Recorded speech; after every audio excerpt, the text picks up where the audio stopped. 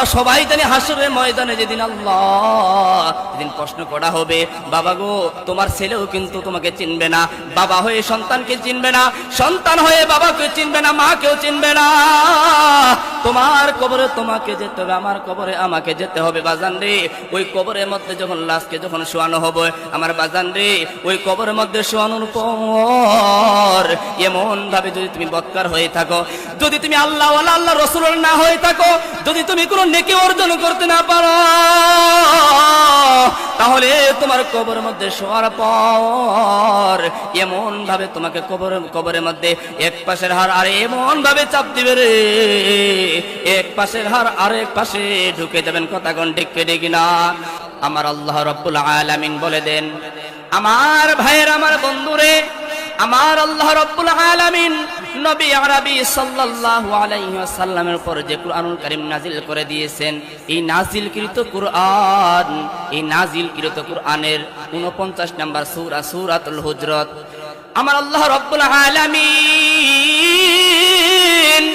এই সূরাতুল হুজরাতের ভিতরে 15 নম্বর আয়াত আমি তেলাওয়াত করেছি। 15 নম্বর আয়াতের ভিতরে আমার আল্লাহ জানায় দেয়, নবী গো যেই সমস্ত আপনার উম্মতগুলো, নবী গো আপনার যেই সমস্ত উম্মতগুলো যারা প্রাকৃতিক মুমিন হতে চায়, যারা আল্লাহ ওয়ালা হতে চায়, প্রাকৃতিক মুমিন হতে চায়, যারা সত্যবাদী হতে চায়, তারা যেন যারা সত্যবাদী হতে চায়, যারা সত্যবাদী হয়ে যারা কবরে আসতে চায়, নবী গো আপনি তাদেরকে জানায় দেন তারা যাতে করে 4টি গুণ তারা অর্জন করে। আমার ভাইয়ের আমার বন্ধুরে,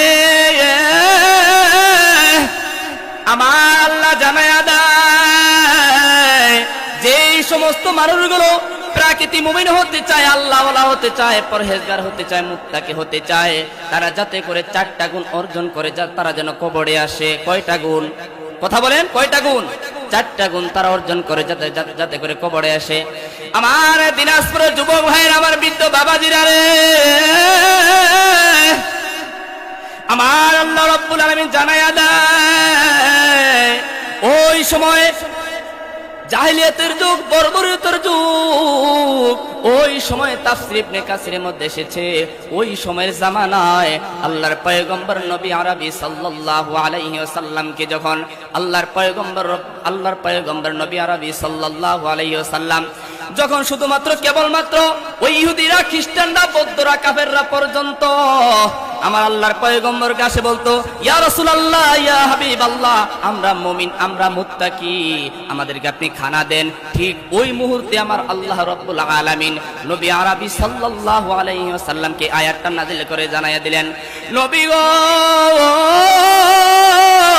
নবী আপনি ঢালাও ভাবে আপনি সবাইকে বিশ্বাস করবেন না, কারণ ওই সময়ের জামানায় বর্বরতার যুগ, জাহিলিয়াতের যুগ, ওই সময়ের জামানায় যারা ইহুদি ছিল, যারা খ্রিস্টান ছিল, যারা বৌদ্ধ ছিল, কাফেররা ছিল, তারাও কিন্তু মুমিনের লেবাস ধরে, মুমিনের পোশাক পরে আসে, বলতে নবী গো আমরা কিন্তু মুমিন, আমরা মুত্তাকি, আপনি আমাদেরকে খানা দেন। আর নবী কিন্তু সবাইকে ঢালাও ভাবে বিশ্বাস করতেন। আমার বন্ধুরে,